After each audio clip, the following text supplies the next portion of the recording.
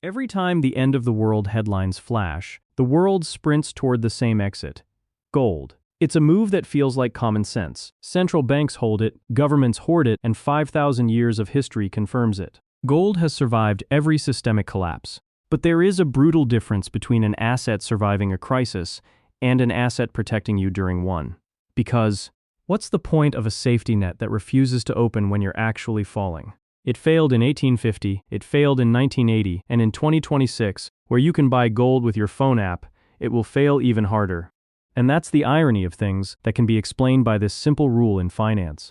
That is, the easier you can acquire an asset, the easier it can be taken away from you. And following that rule, the most accessible form of gold to acquire today is an ETF or a futures contract, which also happens to be the least safest. Because in the eyes of the clearinghouse, you don't actually own gold. You own a derivative, a promise that you can exchange that future contract with physical gold. It's a promise made from a custodian who holds a promise from a sub-custodian who is likely leasing that same gold from a central bank.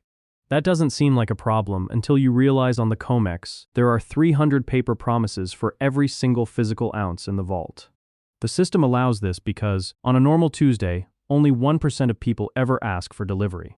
But during a systemic shock, everyone wants the bars. When you call your broker to redeem, they don't give you gold, they give you two words: force majeure. Two words that mean they settle your contract in paper cash at a price they freeze, while the physical gold is whisked away to bail out the primary dealers. When that happens, the price of paper gold tanks while physical gold holds its value. So you think the solution is simple: buy physical, put the bars in your safe, and go off-grid. Or is it? Because it's the kind of solution that sounds simple until the government shows up. And they will when the situation gets desperate, such as their currency crashing out. And it's situations like this which make you realize that storing gold is actually a very complex solution. It happens before in 1933 when the US government used Executive Order 6102 to make owning gold a felony.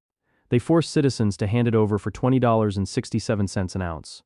Then, once they had it all, they devalued the dollar and raised the price to $35. They stole 40% of the public's purchasing power overnight. You think they can't do it today? It's actually much easier now. In 1933, they had to rely on people being honest. Today, they have the digital paper trail. Every time you bought gold from a reputable dealer, there was a Know Your Customer form. Every time you wired money to a vault, there's a bank record. If the government needs to stabilize the currency, they don't need to knock on 300 million doors. They just need to send a letter to the 5 major private vaults in the country and nationalize them. Or they can just implement a 90% windfall tax on any precious metal sale. It is that simple to confiscate your gold. But surely, this only happens in a very unusual circumstance, right? And this is where the safe haven narrative truly starts to fall apart. Because gold doesn't just have a seizure problem, it also has a liquidity problem. And it's a problem that doesn't just happen once in a century like the Great Depression. It commonly happens at the start of every recession, exactly when people need cash the most.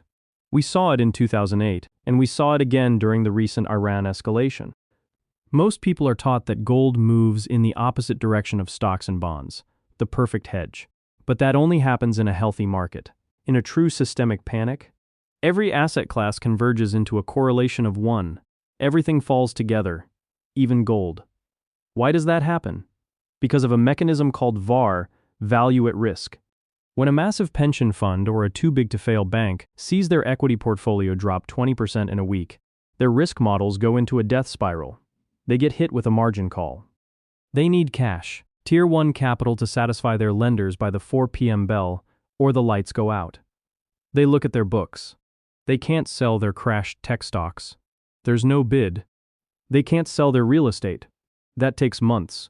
So they sell the only thing they have that still has a buyer: their gold. Gold is the most liquid, high-quality collateral on Earth. And that's the catch.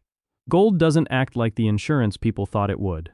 It does not give a payout when the market crashes. We saw this play out in 2008. While the whole economy felt like it was ending, gold didn't moon. It tanked nearly 30% as banks scrambled to sell all their assets to pay off creditors. Look at the recent Iran escalation. We saw gold experienced a violent 20% drop from its record high. Remember the headlines last year? of how central banks were buying gold at record speeds for de-dollarization. Turns out they weren't accumulating gold for long term, they were stockpiling for the next disaster. When a national currency starts to bleed out, they don't just sit on a pile of rocks. They dump that gold to buy back their own money and keep their system from flatlining.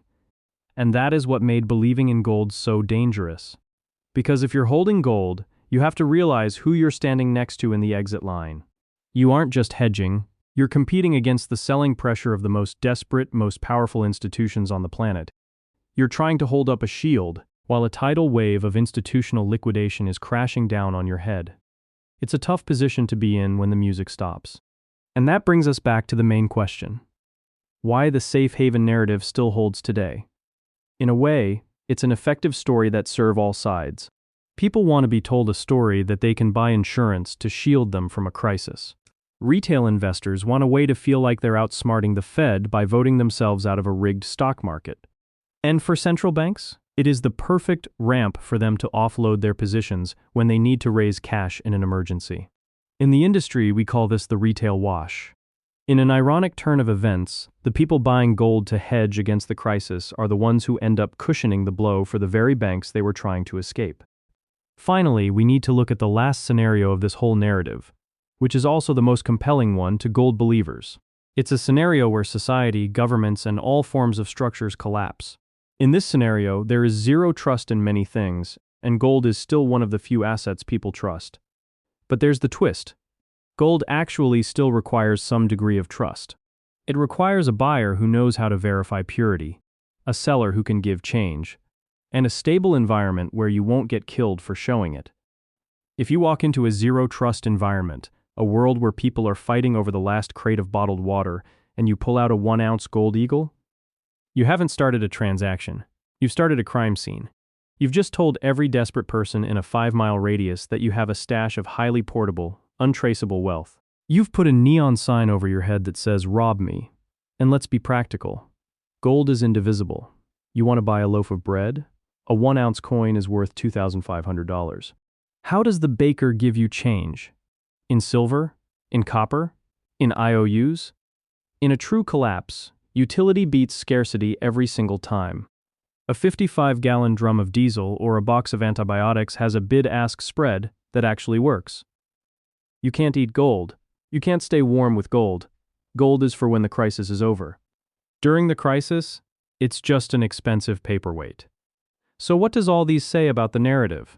That maybe gold can be a tool for wealth preservation. But let's not kid yourself to think it can protect you in a crisis. Because a single piece of shiny gold rock is never enough.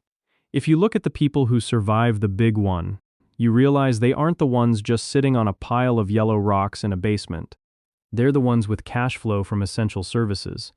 They have geographic mobility, the ability to move their capital before the borders close. And they have social capital, a community that actually trusts them. Which means that gold is just part of the toolkit. Without the other tools, gold may not be as useful as you think it would be in pulling you out of a crisis.